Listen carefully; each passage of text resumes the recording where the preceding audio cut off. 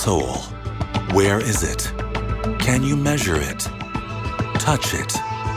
Recreate it? Do near-death experiences, reincarnation, and unexplained brain activity indicate the existence of the soul? These are questions that have intrigued and haunted people since they first walked the earth. Today, in the 21st century, experts are closing in on some answers, using new technology and new understandings to unlock the secrets of the soul. 21 grams, less than 1 ounce, a weight attributed to the soul by a Boston physician in 1907. Dr. Duncan McDougall conducted a ghoulish experiment. He watched 6 people die. Dr. McDougall wanted to know whether the soul existed, so he built a delicate scale to determine whether humans got lighter at the moment of death. In just one of the deaths, McDougall recorded a weight change of less than 1 ounce, 21 grams. His experiment got a tiny mention in the New York Times, more of a curiosity than news. Although no one since has been able to duplicate McDougall's macabre test, it's still remembered today as the first time that modern science attempted to quantify the existence of the soul. Cultures since the beginning of civilization haven't needed nor relied on scientific evidence of the soul. A core belief for most cultures and religions is that when our bodies die, there is an immortal part of us that remains past death, our soul. And that the death of our physical body is not the death of us, it's the death of the body. That us, that special spark that is us, I call that the soul, it leaves. Many, many scientists are directing their attention toward those questions. And I applaud that. But I also think that religion is a language for the stuff that we don't understand. And one of the reasons that religion is so fascinating to me is that it is, by definition, paradoxical, oxymoronic. Like, things don't fit rationally together. You want to live forever and you want to keep changing. You want to have an immortal soul and you want to hug your grandma. You know, these things don't fit together. They're not rational. To trace the history of the modern, Western view of the soul, the trail begins in the 3rd century BC. Alexander the Great swept across Europe and Asia, and Greek thinking spread like wildfire. The Greeks, above all others, set the stage for what we believe about the soul today. The Greeks believed that your body was unimportant, in fact, even bad. It was the place where all of your most base impulses resided. So lust, greed, hunger, childbearing, everything that was yucky about human life resided in the body. And everything that was good and true about human life resided in the soul, which was in the head. So when you died, your soul ascended to God, and your body resided in the ground. You didn't need it anymore. The Greeks believed in reincarnation, that the soul can move on to a new body. As Christianity conquered the world, the Greek idea of body and soul being separate things was eclipsed by the evolving Christian notion that body and soul are part of the same whole. Because in the Greek context, you had your soul went up to heaven after you died, and your body was dirt, dust, nothing. The Christian teaching is that your body and your soul are one thing. You can't have one without the other. Together they make you you. Christian ideas of what does my soul look like raise questions that people joke about, but it remains one of life's great mysteries, where we go and what we are after we die, and which me is my soul. Am I me when I was, 26? Or am I me when I am 80? Or am I me with my wrinkles? Or am I me without my wrinkles? Am I me with my cancer? Am I me without my cancer? Those questions start to get people hung up, and then they start to be kind of funny and silly. But the yearning itself is real and powerful. So it's a conundrum, like all of these things. Christian beliefs eventually deviated even further from the Greeks, who considered the soul separate from the body, like an energy force. Christian souls were more like ghosts, with shapes. Like in Dante's Inferno, etc., you see all these souls, okay? They seem like bodies. Dante can recognize them. Hard it is for Christianity to separate body and soul is that even these souls, which were pronounced as completely immaterial, there's no matter in them, nevertheless, they can be perceived that way. The West inherited a combination of Greek and Christian apocalyptic ideas about what the soul is, which is more confounding today than it was in its own time. If the soul leaves the body after death, where does it go in the years, or even centuries it may have to wait until the day that Jesus returns to judge the living and the dead? What do you do in the period between the Last Judgment and when a person dies? Well, what is the soul just on itself? I mean, how do we envisage the soul without the body? It's very, very difficult. What the scholars of early Christianity say, for example, is that we've made it into a mush. That in those days, there was a word for resurrection, which meant resurrection. And there was a combination of words for immortality of the soul, which meant something different. And now when we talk about heaven and afterlife, we mush it all together. And we mean heaven, and we mean resurrection, and we mean immortality of the soul, and we mean seeing grandma, and we mean seeing Jesus, and we mean hearing harps, and we don't disentangle these ideas. But in the ancient world, they were very distinct ideas. And you were either in the immortality of the soul camp, or you were in the resurrection camp. Since resurrection involves bodies and immortality involves souls, René Descartes tried to reconcile the two by focusing on consciousness. In the 17th century, he famously wrote, "I think, therefore I am." Since then, scientists believed that if there is a soul, it resides somewhere in the brain, but they haven't found it yet.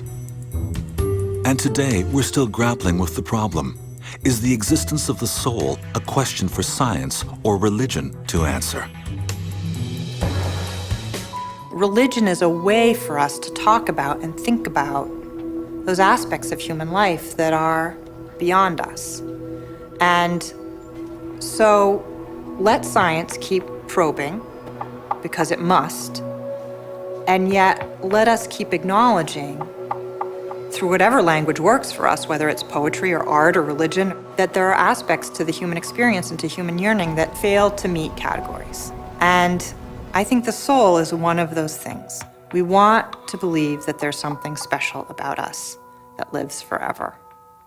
And we want to believe that we will commune with those we love at some later point. We don't want to lose those people.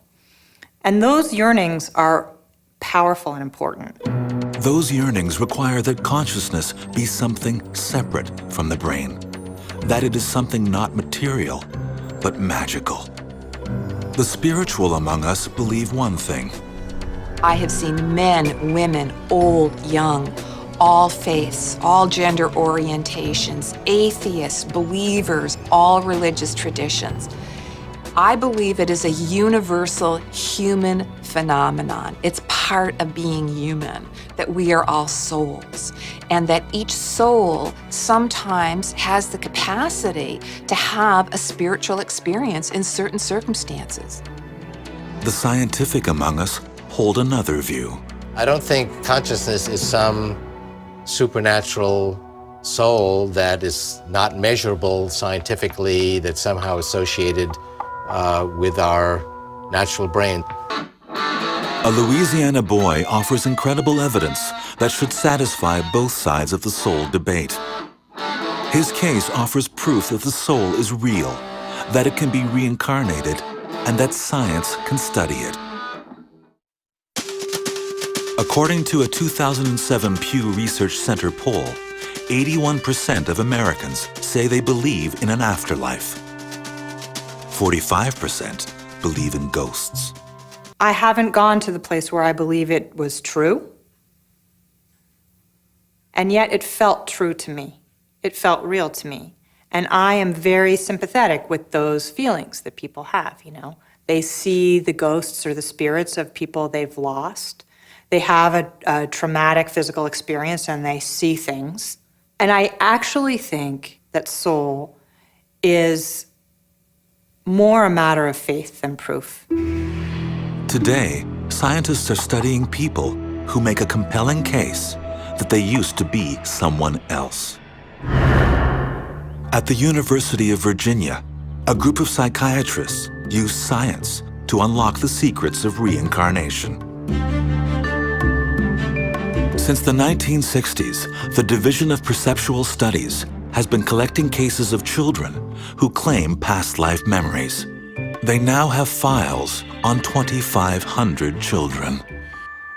So in the cases of these children's reports, if you look at the best cases, they provide evidence that at times there can be this carryover of memories and emotions that seem carried over from one life and continue on in another. May 2000, Lafayette, Louisiana. A mother awakens to hear the screams of her 2-year-old son. He was laying on his back, screaming at the top of his lungs. Andrea Leininger cannot soothe her baby James. Eventually, he falls back to sleep. She thinks the nightmare is over, but really, it is just beginning. Then the next night he had another one, and it was the exact same thing, the same exact kicking motion. And the more he had it, the more bizarre it became because it was so specific and so repetitive. This marked the start of one of the best documented cases of possible reincarnation in history. Today, James Leininger is 12.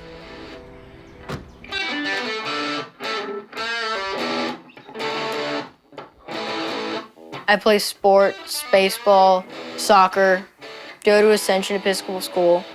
I have a lot of friends there. Oh, you got some school pictures? Yeah. Oh, they came out nice.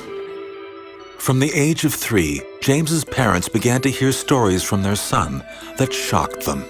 That their son was recalling things that connected him to a Navy pilot who died in 1945. They were skeptical. Bruce is an HR manager in the oil industry.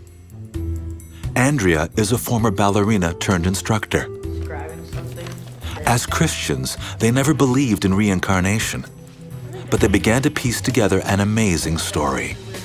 The first clue came from the terrifying, non-stop nightmares that James began having at the age of 2. He was saying, airplane crash on fire, little man can't get out. Airplane crash on fire, little man can't get out.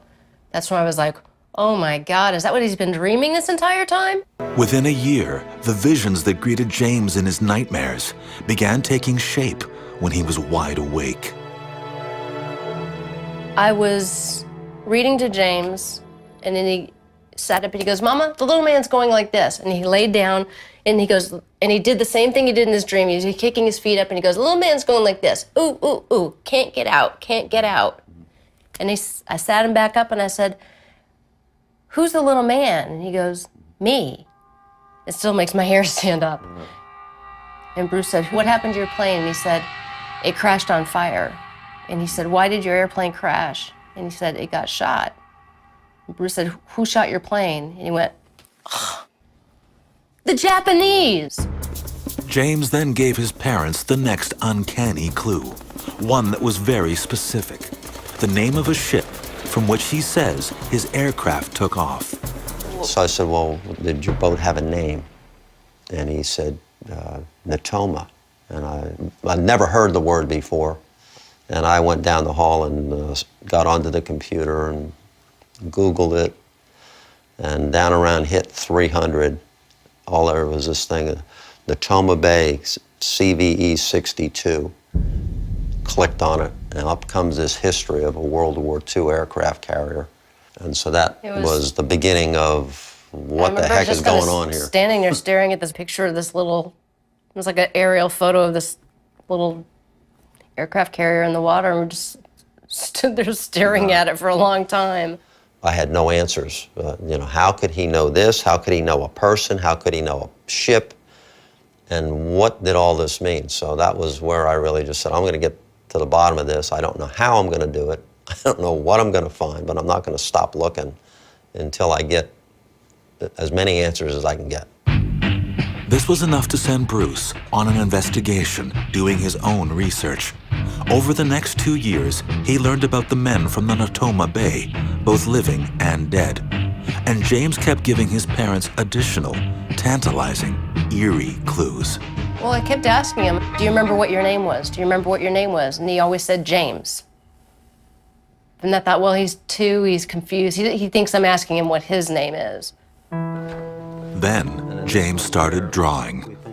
That was one of my mission things. The mission thing, you remember that? Yeah. That's one of my favorite ones. The same thing, over and over. Like a movie compressed all into one frame. An air battle. Flak. A plane on fire. And his signature, James 3. So one day I was in the kitchen, I was washing dishes, James had breakfast, and he had an airplane, he was just flying around like this, and he goes, Mama, before I was born, I was a pilot, and my airplane got shot in the engine and crashed in the water, and that's how I died. And I was just froze. It was such a bizarre thing to say, but it was just that matter of fact. There was no drama, there was no emotion to it. At 3, James started pretending to be a pilot, with an attention to detail that astonished his father. One day he dragged a car seat into the closet in my office, and he set up a little cockpit in there. He had a little play school console, and like it was going to be a cockpit, and he's going back and forth. All of a sudden, the door comes flying open, and he comes rolling out of it. I said, James, what happened to you? He says, I said, did you fall? He says, no. He says, my plane got shot, and I bailed out. The next breakthrough came when Bruce was invited to the Natoma Bay Veterans Reunion. He asked about the names of men killed in battle. And this led him to finally solving the mystery of James 3. He called me on the phone and he said, you won't believe this, there's only one guy from Natoma Bay who was killed during the battle for Iwo Jima, and his name was James M. Houston Jr. And I said, wait, that would make our James 3. I was so excited. I'm like, that's him. It's James M. Houston. His name is James, it's the James 3. James Houston Jr., World War II Navy pilot.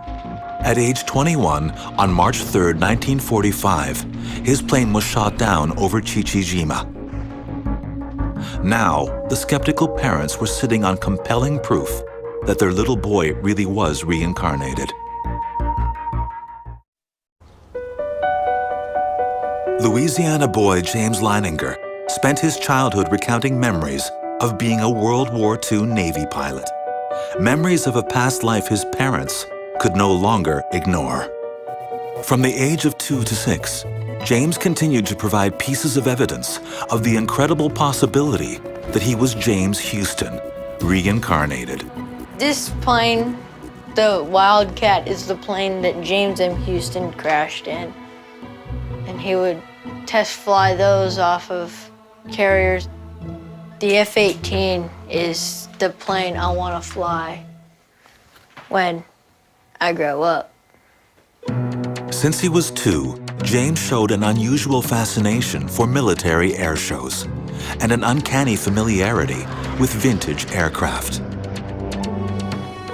His parents cautiously made contact with James Houston's only surviving relative, his sister, Anne. At first, she didn't know what to think about the little boy who claimed to be her brother, reincarnated. But then, James asked her for a painting that only one person other than her knew existed.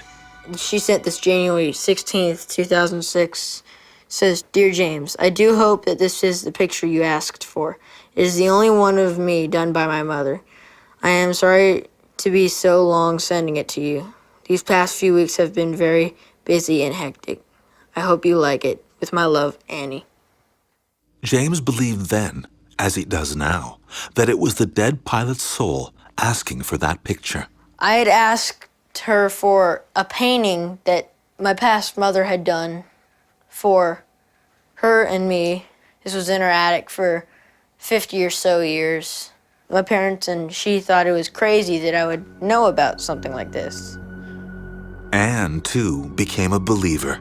And there were other, more chilling connections. James had 3 G.I. Joes he named Billy, Walter, and Leon, names his parents thought were strange for a boy to choose. And it was one of those moments where like the blood drained out of our face and we just kind of walked backwards. Bruce went in the office, I went in the office, we closed the door. He's in there going through papers like this. I'm like, what are you looking for? What are you looking for? He finds this piece of paper and he says, Billy Peeler, Walter Devlin, and Leon Connor were all in the same squadron as James Houston. I was like, when did they die? Did they die before? He's throwing papers around, pulls out another sheet, and he looked at the dates of death, and they all died before James Houston died. They all flew with him. Although James's dad remained skeptical that reincarnation might really be possible, what happened next was uncanny. He said, well, when I found you and Mommy, I knew you would be good parents. My head was shrinking to the size of a raisin, my brain. I said, what do you mean when you found us? He said, well, I found you and Mommy in Hawaii. James told his father that he saw them in a pink hotel, which is where the Leiningers were staying when they decided to have James. Bruce and Andrea were cautious about asking doctors and psychiatrists for help. They decided to find their own solution to James's ordeal. And their solution was to go to Japan, to the very expansive ocean where the pilot, James Houston Jr., died. Thou who art the pilot of the souls of men. The boat was right above where the wreckage of the plane was. And Bruce did this beautiful memorial service. And so I thought that was a perfect moment for me to just say, I sat down with him and I said, Jim Houston's been a part of your life for as long as we can remember. And he's always going to be an important part of who you are. But you have a life to live as James Leininger. And it's time for you to say goodbye to Jim Houston. And he just started bawling. And he cried for about 20 minutes. He had everyone on the boat. It was the saddest thing I ever seen. He had everyone on the boat. Crying. It's time for us to say goodbye. James Houston. Goodbye, James and Houston. Good job.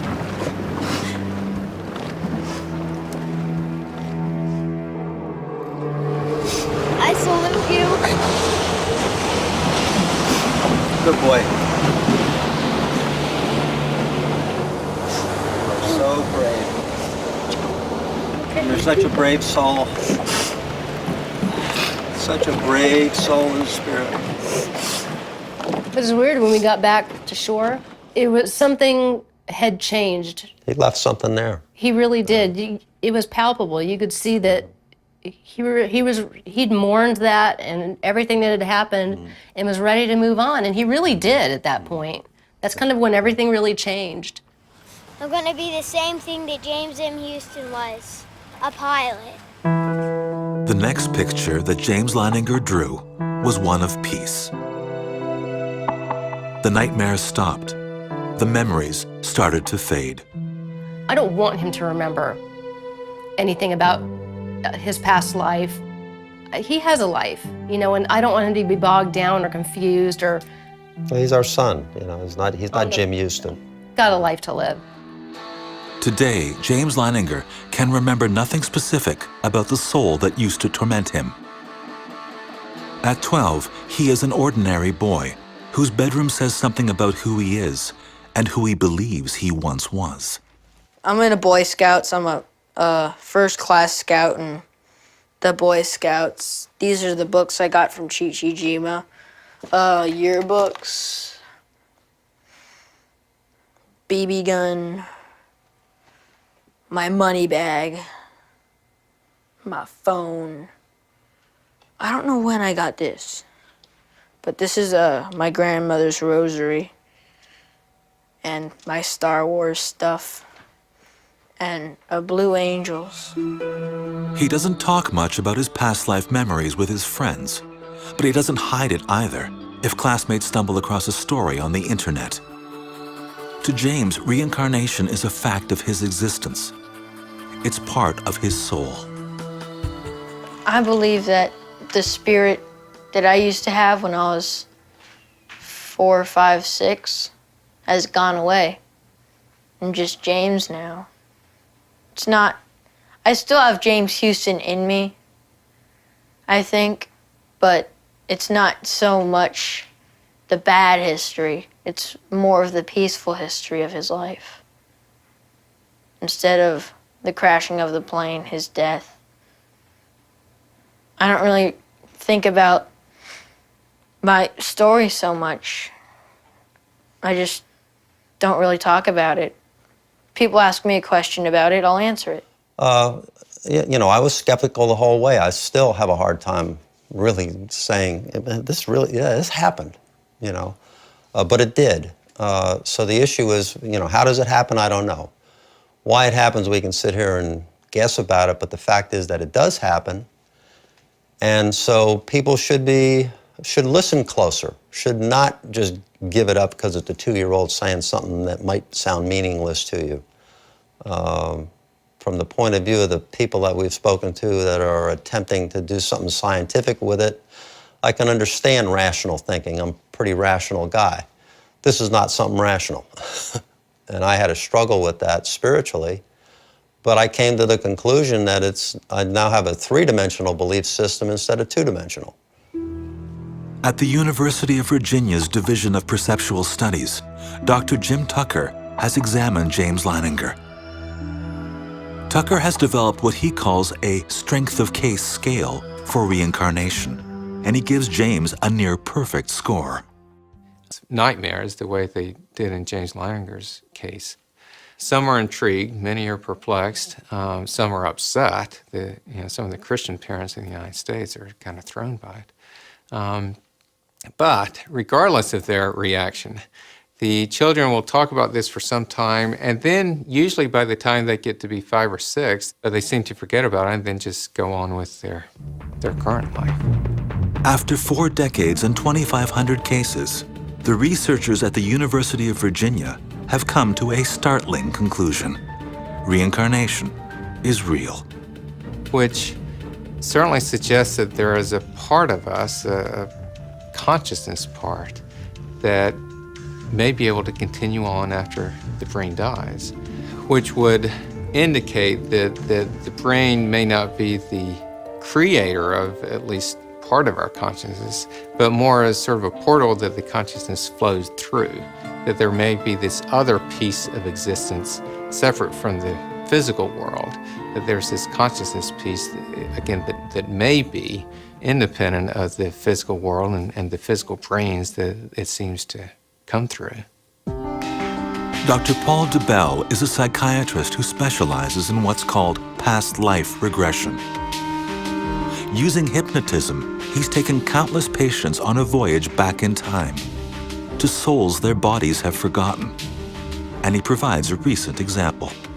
DeBell firmly believes that what he is doing is about finding the soul through science. I think that spirituality today is in the same point that psychology was 100 years ago, when nobody thought that the mind could be understood. Nobody thought dreams could be understood. Nobody thought mental illness could be understood because it was too complex. But if we use those same tools, which is methodical, systematic investigation with hypotheses and experimental proofs, that then we'll begin to gradually make progress. Meanwhile, skeptics of reincarnation would say that James Leininger's case is circumstantial at best. In America, belief in reincarnation is growing. Julia Roberts recently told Elle magazine that she thought of herself as very Hindu, and she talked about her daughter and how her daughter clearly embodied somebody else. My personal opinion is that Americans like reincarnation because, comparatively speaking, life here is good. And it's one thing to want heaven, which is an eternal destination somewhere else, when life is bad on Earth and you want to get out. Skeptics aside, to the Leiningers, the existence of the soul does not require the validation of scientists or psychiatrists. James's experience is proof to them of the afterlife. But the question remains, if the soul exists in every human, can it be found and measured by science? One neuroscientist is blazing new trails into how the brain works. He's looking for evidence of consciousness in people who show no signs of consciousness at all. The ancient Egyptians were obsessed with the afterlife, and they maintained that belief across thousands of years. They believed that our souls and bodies were so entangled that they needed one another even in the afterlife. So they perfected mummification. They even stored the mummy's internal organs to keep them safe. They believed the soul was located in the heart. As for the brain, they declared it had no function, so they removed it through the nose and threw it away. The ancient Greek philosopher Epicurus believed that the soul was made up of atoms dispersed into the cosmos after death. In the 17th century, philosopher René Descartes made a revolutionary declaration when he equated the soul with consciousness. I think, therefore I am. If the Egyptians believed that the soul was in the heart, Descartes was certain that it resided somewhere in the brain. The field of neuroscience was born. Scientists started to poke around, looking inside the human brain, searching for the soul. But they never found it. No one is even sure where to look within the brain's 100 billion neurons. Some scientists even say it's an impossible mystery to solve, given the brain's complexity. But others are determined to prove that the brain is the key to unlocking the secrets of the soul. It was my opportunity to do a brain dissection. And you have a manual, so I put the manual next to me and they give you a little probe and they tell you, okay, first thing to do is start to probe away from the cortex and gently remove this layer of cells. And I thought to myself, did I just, peel away what would have been this patient's recollection of a summer during a childhood picnic or a relationship with a particularly significant person in their lives? What did I just remove from this piece of brain that was once something? For 20 years, Dr. Adrian Owen has been studying which parts of the brain are active for different specific activities. Well, our mind is a product of the complex brain that we have. I think the reason we feel that we all have a soul and that my soul is different to your soul is because my brain is different to your brain. For Dr. Owen, the brain is the key to solving the mystery of who we are. And he's trying to prove that by working with patients in vegetative states. Have you look at some pictures, Chris. I want you to try and look. All right, here's you and Randy and Walt. You're all in your uniforms. Chris was an officer in training at West Point Military Academy. In 2007, his car was rear-ended. He nearly died. Instead, he survived with permanent brain damage. But the Chris that was there, a young, bright cadet with his life ahead of him, was gone. Chris, do you see the picture of you and your friends? As to how heartbreaking it is. There are times when you feel like, they're not there. Other times that you feel like very strongly that he's there, he's listening, making eye contact with me. And it's so hard to pinpoint. Where is he? Is he here? Is he locked in? We don't really have any answers. I don't believe that Chris doesn't have a soul. I think there's that spark of life that leaves you at the moment of death is basically what the soul is. And Chris might not have be conscious, but he's still here. I definitely feel like soul is more than just consciousness. Chris, I have a hammer and a ball. I want you to look at the ball. What Dr. Owen's research is trying to prove is whether Chris is, clinically speaking, as conscious now as he was before his accident. You know, with consciousness, you have a big problem that the only way I can tell you that I am conscious is through some sort of action, either by, telling you or by demonstrating. You know, if you take something like so-called disorders of consciousness, vegetative state, minimally conscious state, you don't have those things with some of these patients. They are, by definition, unable to produce the sorts of responses that the rest of us would use to demonstrate that we were conscious. For Dr. Owen, what began as a simple study of consciousness turned into an unprecedented discovery. He conducted tests on a 23-year-old woman in a vegetative state. The results have revolutionized science's understanding of the brain. She was the victim of a road traffic accident and had been examined periodically for 5 months, and on each examination had all of the necessary criteria for a diagnosis of vegetative state. So we put her in an fMRI scanner and we asked her to imagine playing a game of tennis. In this scan, when you hear the word tennis, I want you to imagine standing on a tennis court playing a game of tennis. We picked this task because it's something that we've tried many times in healthy volunteers, and we know this produces quite a specific activation in an area in the middle and the front of the brain called the supplementary motor area.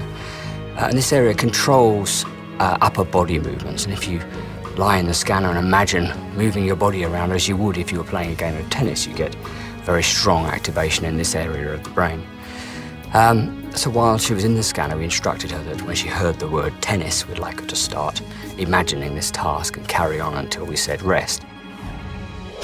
And when we did this, her brain activated just like a healthy volunteer. So on this basis, we concluded that she wasn't vegetative at all. She was entirely consciously aware.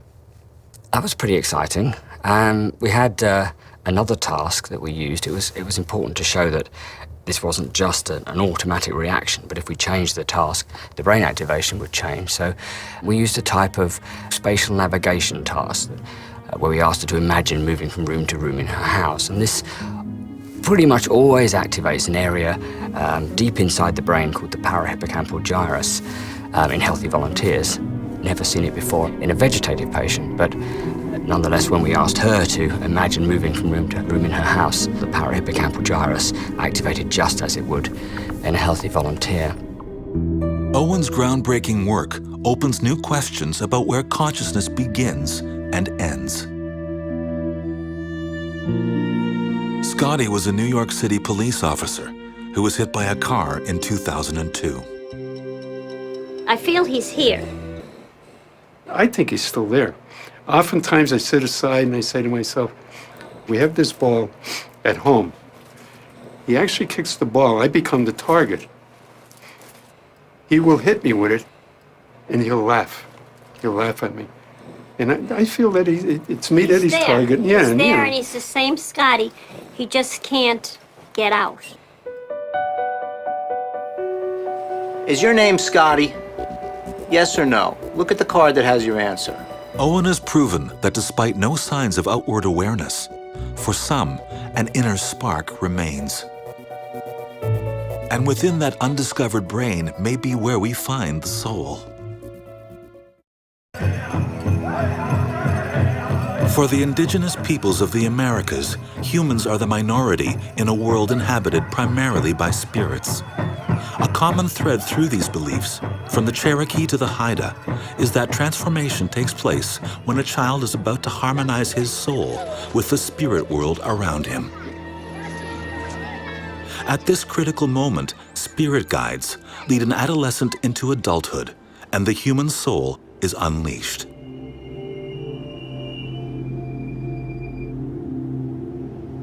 In today's Western society, children are born with souls. The soul and body are linked. It's very reassuring for people because they do associate body with identity, to have both the body and soul. And in fact, in Christianity, it's very, very hard to separate body soul, because, they're described as kind of a marriage to each other. Professor Alison Gopnik doesn't believe in the eternal soul, but her research into the uncharted areas of children's brains has led her to the conclusion that what some would call the spirit is closest to us when we are children. Experiences and intuitions and knowledge and truth that people have talked about when they've talked about the soul or the spiritual or the transcendent. It's those experiences where we recognize the meaning and beauty and significance of everything that's going on around us. I think those are the moments when we're most like children. This is my machine, and I want you to figure out how the machine works, okay? Gopnik set out to solve the problem. At what age does identity switch on? When does I think, therefore I am begin? She wanted to study infants. Her colleagues told her she was wasting her time. When I was going to Oxford, when I was a graduate student, one of the people there told me when I first arrived that this entire research program I had was useless because babies didn't have a higher cortex. They didn't have any of the higher brain areas that we had as adults. Which one of these would be better for making the Boy Scout? Which do you think? I think this one. After 20 years of research, Gopnik has helped prove that the neurons in children's brains display more activity than those in adults. Where the adult brain is a spotlight, the child's is more like a lantern, illuminating in all directions. So there's been a big, big change from this view of babies as what I think of as being sort of crying carrots, sort of semi-vegetables, to the ones who are doing the most learning, solving the hardest problems, and doing it incredibly quickly. Gopnik believes that preschool children represent human R&D. Her studies indicate that they play and learn with the same intent. She believes that we learn to survive in the world as grown-ups, and we play to try and imagine ways to change it. It's as if, instead of just looking at one little part of the world, they're conscious of the entire manifold of everything that's going on around them at once. I think a good way of appreciating this as an adult is think about what happens when, for instance, you go and travel to a strange place. Everything around you is something that's captivating and engaging and different and new. And you get this very vivid, very wide-ranging awareness of everything that's going on around you at once. I think that's what it's like to actually be a baby. Gopnik's studies have shown that adult brains only light up when we are trying to learn something new, and even then, only in certain areas. In fact, I think one of the interesting things about us as adults is that we're unconscious, as it were, so much of the time. Tests have shown that a baby's brain is lit up most of the time. One way I've put this is to say, for children, every day is first love in Paris. Every step is skydiving. Every peekaboo game is Einstein discovering the theory. I think babies and young children are genuinely perceiving that aspect of the way the world and the universe works. That means that they're the kind of exemplars of what it means to have a soul. But Gopnik's research shows that when a child becomes self-aware, the brain activity slows down, and the connection with what some call the soul begins to weaken. So between about 3 and 5, you start seeing children having what we call autobiographical memory. Not just remembering information from the past, even newborns can do that, but constructing a narrative that says, I am the same person that I was in the past, and I am the same person I'm going to be in the future. Does the identity that we develop as we grow eclipse our infant consciousness? Were we once closer to our souls? Surprisingly, anesthesia may hold the answer to those questions. Until relatively recently, babies weren't administered anesthesia. Now it turns out that babies actually need more anesthesia than, relatively speaking, than adults do. Why? What is anesthesia? Do we really know? It seems that anesthesia poses its own mysteries about consciousness and the soul. An Arizona anesthesiologist stumbled upon a theory of where his patients go when they're under anesthesia, proving to him the existence of the soul. I've been practicing anesthesiology for 35 years now. The real question is, why are they conscious in the first place? So anesthesia is a really good tool to try to figure out what is missing in the anesthetized patient. Here we go. You can come with us. Anesthesia is a mystery. It's been around since 1846, but no one is quite sure exactly how it works or where we go when we're put under. We'll take good care of her for you. In the 19th century, people started experimenting with laughing gas, nitrous oxide, and they used it for parties. Everybody had a good time. They literally were laughing constantly. And also another gas called ether, diethyl ether, leading to ether frolics. When inhaled in low amounts, people got disinhibited and ebullient and had a great time. And somebody realized if they had too much, they would become unconscious and actually insensitive to pain.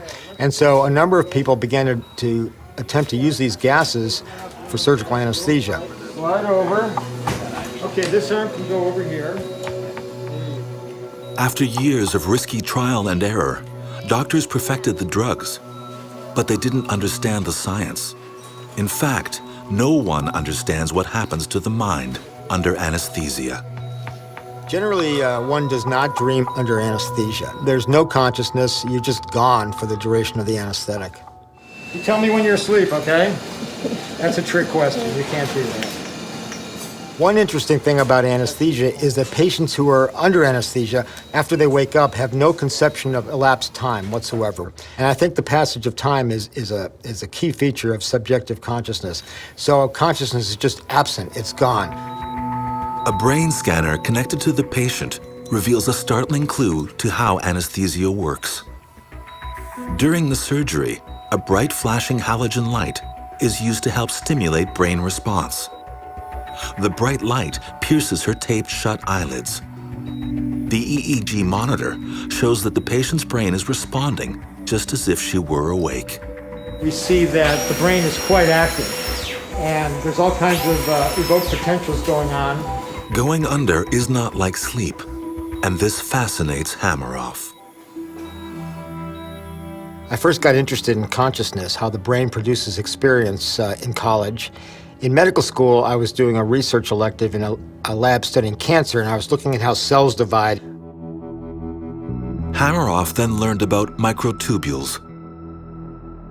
Microtubules are hollow tubes that can be found in all living cells. 30 years ago, he had his eureka moment, and since then, he has formed a complex theory that microtubules are the location of what some would call the soul. In my opinion, microtubules are the origin of consciousness, specifically quantum computation synchronized to gamma EEG inside neurons in the brain is the origin of consciousness. Hameroff's theory has shocked the world of neuroscience. He's basically saying that consciousness may be found and quantified, that it has substance, and that it survives the body. I'll stand by this, even though it's a bit controversial. It's conceivable that when a patient has a cardiac arrest or dies, the quantum information that involves consciousness isn't necessarily destroyed, or it may actually just sort of leak out and remain in the universe and remain entangled. If the patient's revived, then it can go back in and the patient had a near-death and out-of-body experience. If the patient dies, it's conceivable to me that that entity, which you could call the soul, remains entangled indefinitely. And so it's conceivable that the soul is a real entity in terms of quantum information embedded in the fundamental level of the universe. What Hameroff is saying is that the 21 grams myth is basically true. The soul has substance. Though it can't be weighed, the information can be measured. Hameroff's shocking theory has caught the attention of the world's top physicists, who think that he may have stumbled onto understanding how the mind and soul separate. Complex quantum physics may hold the key. Things are more complicated than we're aware, but I think people who just immediately discount it as being sort of mystic mumbo-jumbo, I think they're being too quick with that. The quantum theory does challenge us to try to really understand the world, the physical world at its core, and it may well be more complicated or more wondrous than what a lot of people realize. This comes as no surprise to those who have died and come back to tell the tale. Most cultures throughout time have held that there is something that survives the body after death. 21st century science is seeking to prove it. After 10 seconds without oxygen, the brain starts to die. After 5 minutes, it's completely gone. But what happens to consciousness in that precious 5 minutes? New research suggests that consciousness might actually leave the brain. The near-death experience in cardiac arrest says something different. It says when the brain is not functioning, then consciousness can separate from the brain and is able to gain information which becomes accessible when you regain consciousness. Now that is an astonishing statement. Yvonne Kaysen is a family doctor in Toronto. 30 years ago, she nearly died in a small plane crash in which someone was killed. It changed her life forever.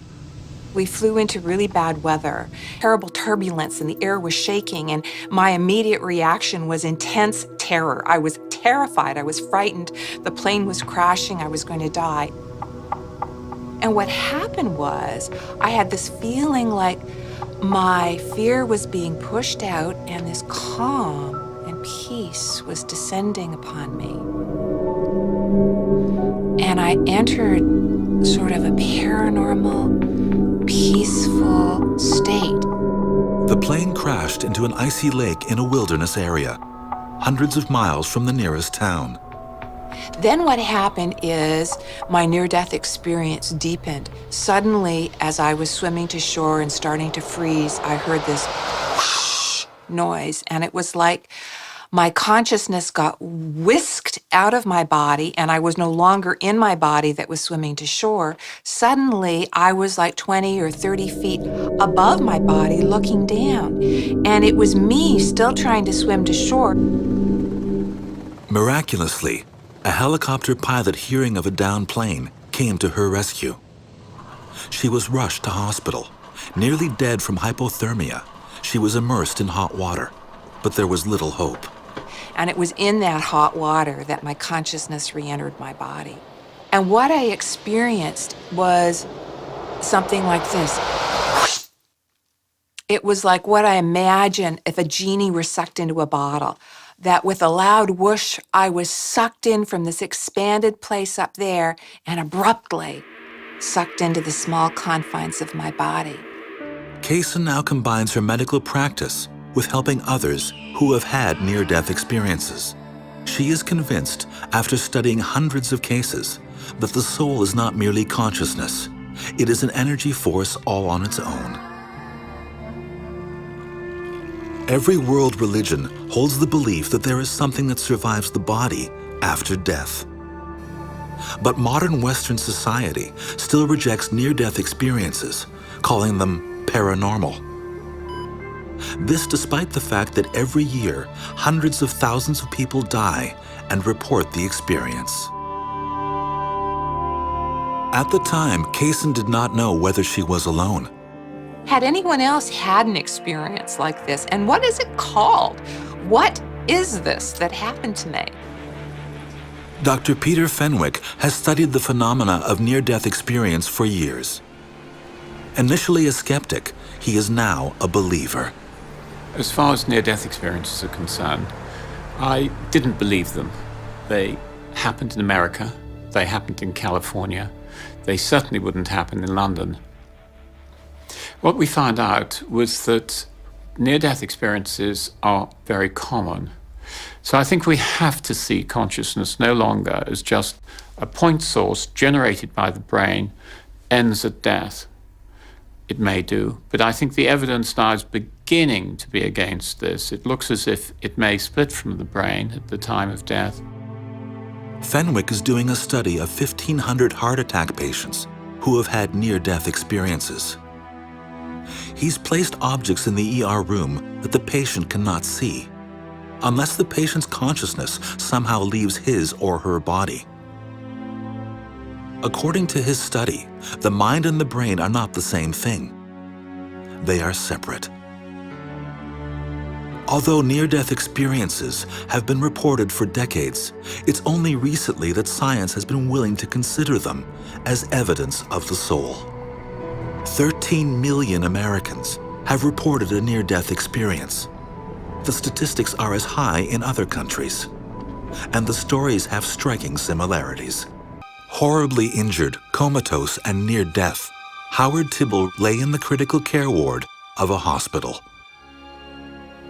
Evidently, for the next 3 days, in intense pain, unable to talk to anybody or correspond in any way. I didn't know where I was, and I didn't know what was going on. Suddenly, it was nighttime. I knew it was night because the lights were on in the ward. And I felt no fear or pain or worry. I heard so many stories of people who came to me and said that when they tried to tell somebody about their experience, let's take, for example, a near-death experience, that perhaps they spoke to their doctor and their doctor pathologized it and said that it was a hallucination, or maybe they'd had a brief psychotic break, or maybe that was some unconscious, unresolved neurotic issue. Always a negative label, which people who'd had such a positive experience, the label didn't fit. They were not getting validation. This feeling of safety and peace has been reported in almost all near-death experiences. The next step is also almost universal, an out-of-body experience. Fully conscious, the dead person floats around the room, seeing objects that could not be seen face up on the bed. I took myself on a little tour of the ward, just floating around. And this was a hospital with a high ceiling. And they had strip lights. And I floated up to the side of this strip lamp, and it had the word Osram, and I was 1 foot from it. I could have touched it, but I had no hands to touch it. And I didn't find it odd or anything. I thought, well, there you go. Osram make lamps, it's fine with me. The next step for most people is the soul's return to the body, bringing a memory of the experience that is not like a dream. It seems real. We use the word soul as if it were a sort of thing that flies away to heaven, and it could be consciousness, it could be a mind, it could be a number of things. I actually believe it's the way out from here to start the journey to wherever we go. But I don't think we have to be religious to make that journey. I've not been that good in my life, Rock and roll. Clinical studies on near-death experiences indicate that something untangles itself from a dying body. But research has a long way to go before proving that a spirit-like something truly exists. Whether or not we'll be able to validate the idea that there is a soul is always going to be an open question, because of course we never know. But what we do is we take information from some of the wider experiences which we can have. And if you take all those together, then you would argue that in some way, the old idea of there being different levels within the body, and some of these are able to continue after death, is a very good hypothesis, yeah. 81% of Americans believe in the soul. And yet out-of-body experiences are marginalized with UFO sightings and seeing ghosts. Fenwick's research aims to change that. He even believes science will soon be able to prove the existence of telepathy, linked souls speaking across space and time. Do I think the consciousness can exist outside the brain? Well, there's lots of evidence to show that. They're all the telepathy experiments. In my field, there is what happens as you approach death. And there is something called deathbed coincidences. The dying person seems to make a visit to other people, but it's other people with whom they're closely emotionally attached. It's usually a strong emotional feeling that something has happened to somebody. And the evidence for this is getting very good. And I suspect in the course of the next few years will become much more into the mainstream. While some scientists grapple with the survival of consciousness after the death of the body, others are trying to touch the soul with the help of a shaman. Dr. Frank Eckenhofer has traveled to the jungles of Peru to take a powerful drug that he thinks can help him measure his soul. And he's going to use 21st century EEG technology to help him do it. My topic is awakening of the mind, a legitimate scientific topic. It's a religious topic. This field of consciousness, the reason it's somewhat conservative, it's touching this dangerous third rail of science where you're getting very close to what's called religion. So I think there's a resistance or a not being sure how to bring scientific methods into this edge where science studies consciousness, but not just consciousness, but something that really is religion. It's a religious experience.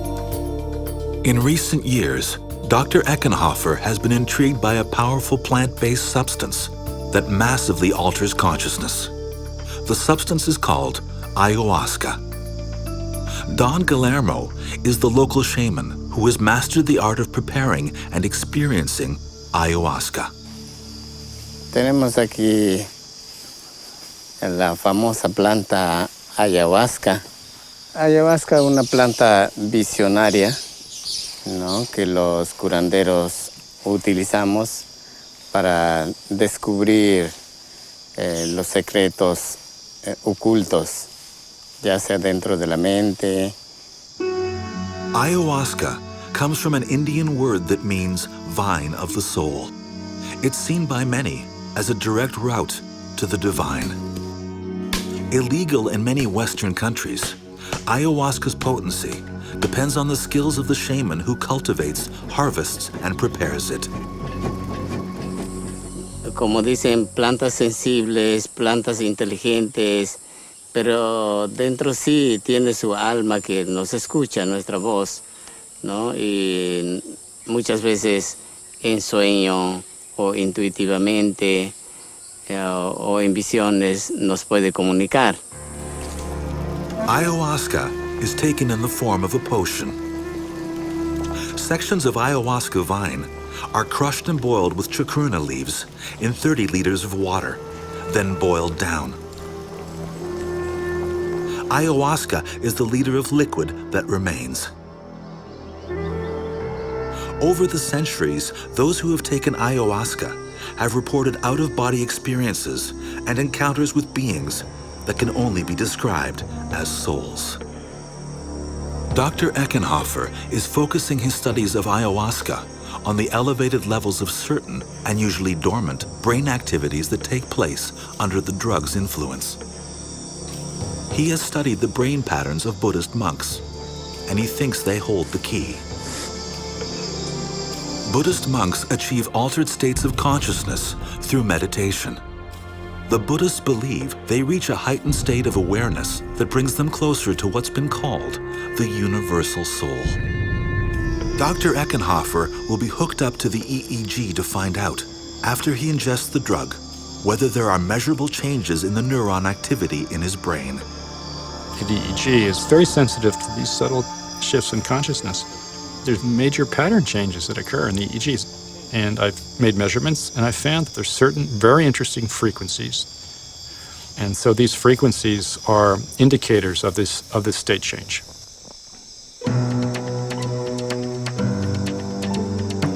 Eckenhofer drinks the ayahuasca potion. It takes about half an hour before its effect kicks in. When it does, he won't be able to communicate what he is feeling. Only the EEG can capture the data. In the very beginning, you'll have a kind of subtle change in how your body feels, and then slowly the psychedelic experiences will start. You might see floating patterns, and then it merges into imagery that seems to have more complex forms. Could be images of people or faces. And then it becomes like a waking dream. Then there's another quality of experience.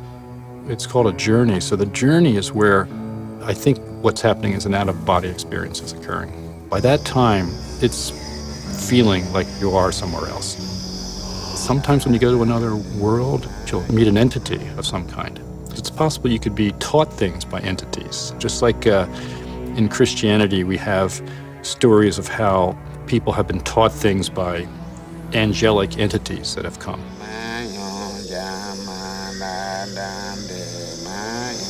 represents, it brings down and channels, and so sometimes the movements are very fast and intricate, somehow they're synchronized.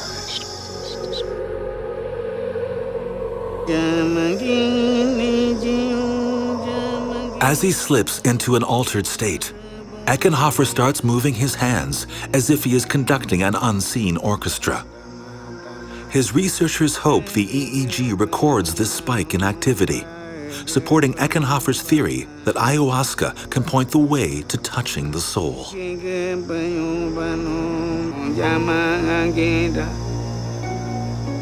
Eckenhofer can recall only impressions, lost in his own consciousness. The next morning, he is firmly back in scientific mode, examining the story that the EEG data is telling. Once the ayahuasca took full effect, his brain entered an even more heightened state of consciousness. Okay, so we're starting here and we're going and searching some part of alpha. Ooh, that's the part. Whatever he saw, Eckenhofer may have seemed in a near coma, but in fact, his brain was on fire. Eckenhofer's EEG tests prove that in an altered trance-like state, the brain behaves much like it would in an out-of-body experience or a religious rapture. To him, this is what it means to see the soul. To me, the word soul is more of a Western formulation, Western kind of religious category, actually. I feel that soul, it's a meeting place between the formless dimension of spirituality and the physical world. Perhaps that could be viewed as soulful or a connecting point. As one group seeks to find evidence of enhanced consciousness inside their own minds, another is trying to see if they can create it by building a brain.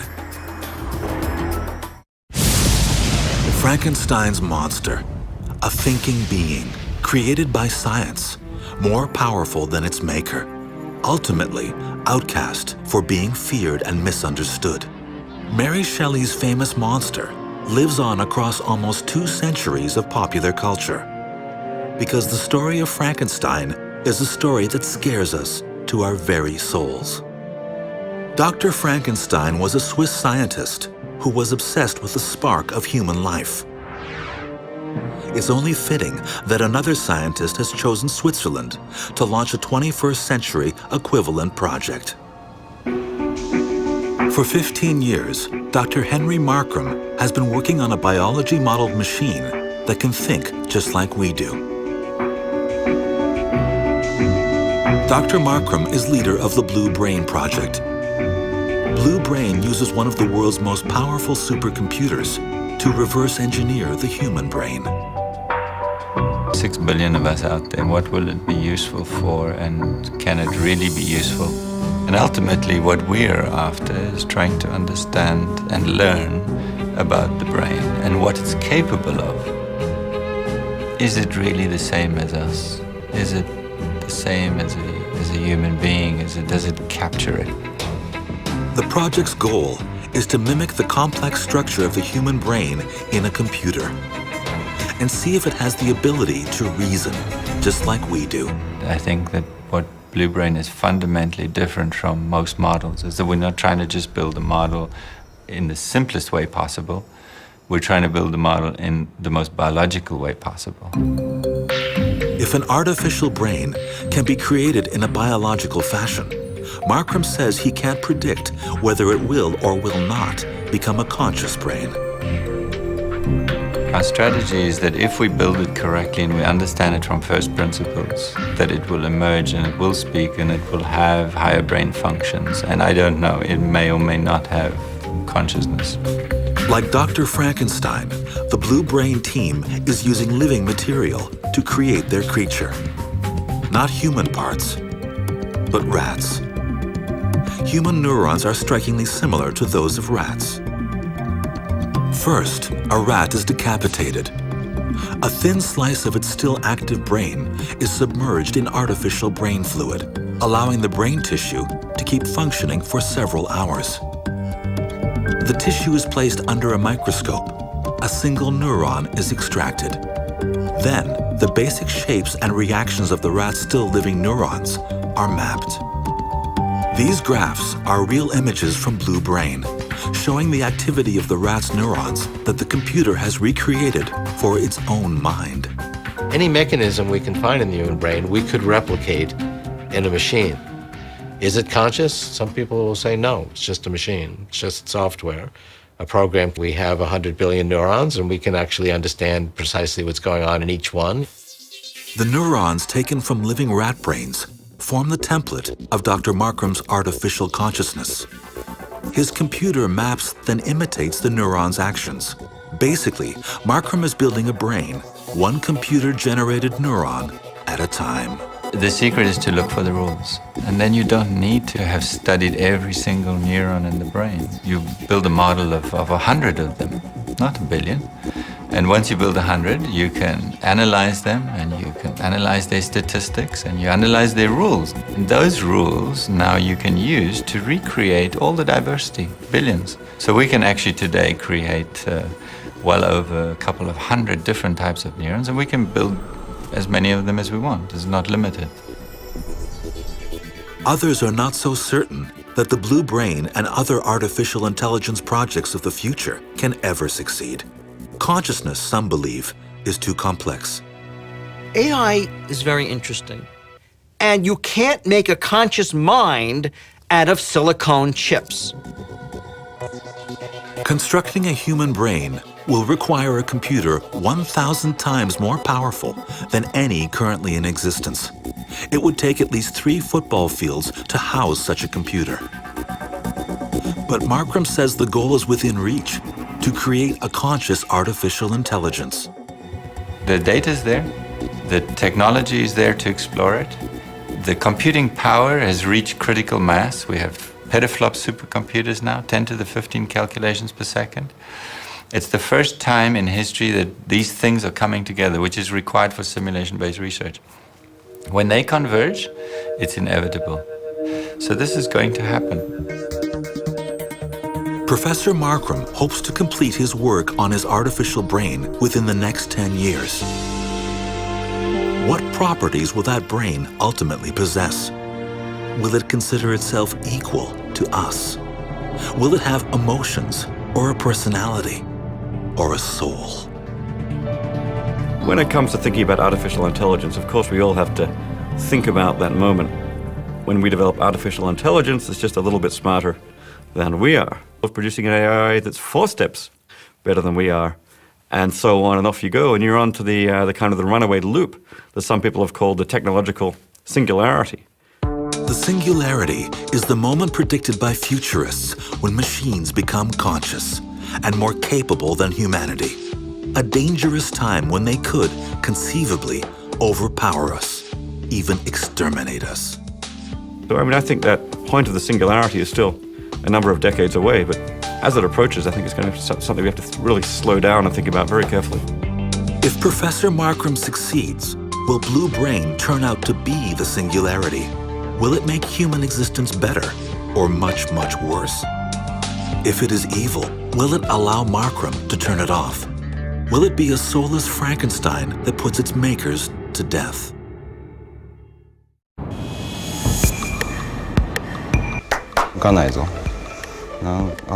And almost by accident, he's challenging the notion of where people and their souls begin and end. こっちはこれぐらいは大丈夫。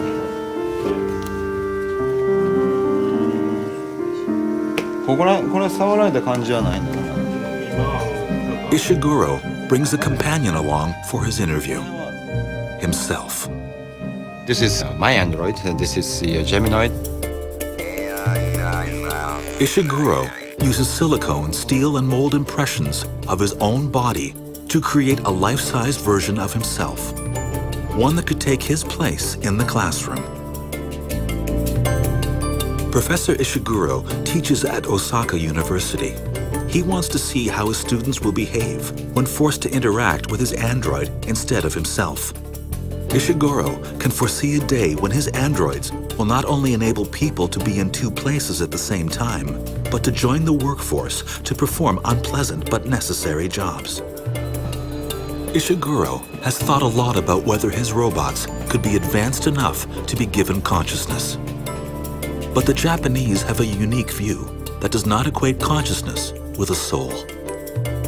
Everything has souls, the rocks and, the chairs and desks and, everything has a soul.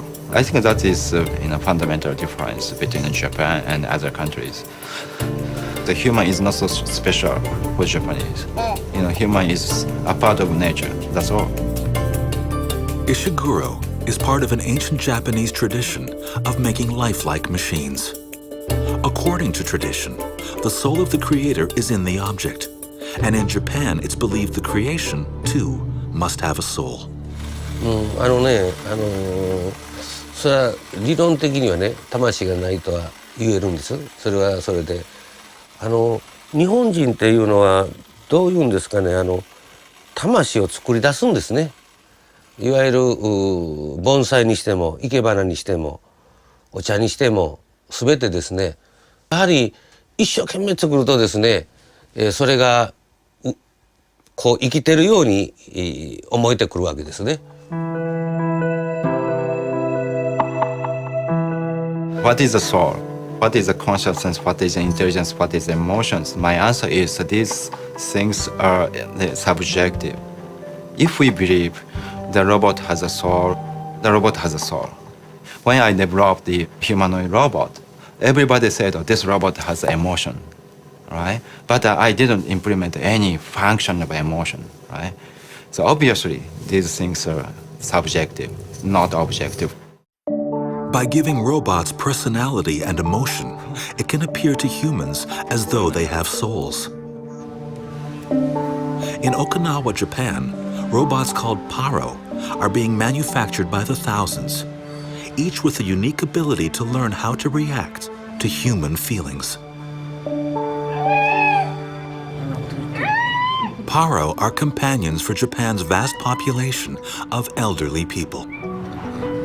Known as robot-assisted therapy, the mechanical companions are equipped with pattern recognition technology that can read the mood of their owners and act appropriately to calm and soothe them. After getting to know its owner, each Paro develops a unique personality and its own emotional range. It's a computerized simulation of feelings.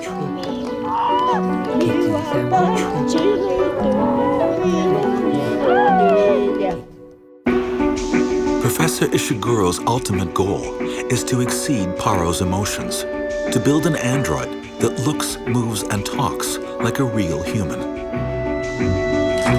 Apart from his Geminoid, he's created a female android that has advanced emotional expressions. Equipped with facial recognition software, it can even watch another human being on a monitor and mimic her expression. Cost $100,000 per robot. But there's a challenge. The problem is getting more difficult. For example, the body movement. This is natural. The reaction is also natural like this, right? However, the medical doctor said that this is a kind of a brain-damaged person. We need to work with the brain scientists, and we need to have the deeper knowledge about the human. Then we can improve this robot. The brain contains 100 billion neurons stretched out across 100,000 miles of dense blood vessels. Neuroscience has only begun to figure out how it all works. While some scientists actively seek to create consciousness, others are stumbling into it, almost by accident encountering the soul. In the near future, one or the other might have to answer to the question, is there something that survives the body? Well, consciousness is mysterious, and I believe when we create non-biological systems that have that same kind of behavior and the same complexity and richness of emotional intelligence, which is also a form of intelligence, they will be conscious as well.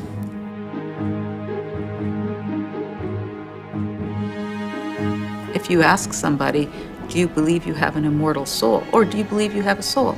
I think that people would be exposing what are their most heartfelt hopes, their worst fears.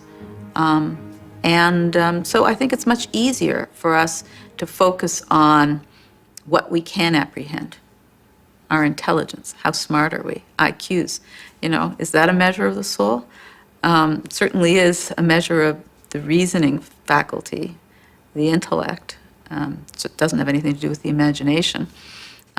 So it's a very limited view of what the soul is, and also a very temporal view. Meanwhile, others believe that the more we seek scientific answers, the more likely we are to accept the fact that the soul exists. And maybe in another 100 years, most people on the planet will know that the soul is real. What does seem certain is that artificial intelligence will be able to think like us and robots to look like us within a generation. If the two combine, humans will live side by side with a new synthetic intelligent species.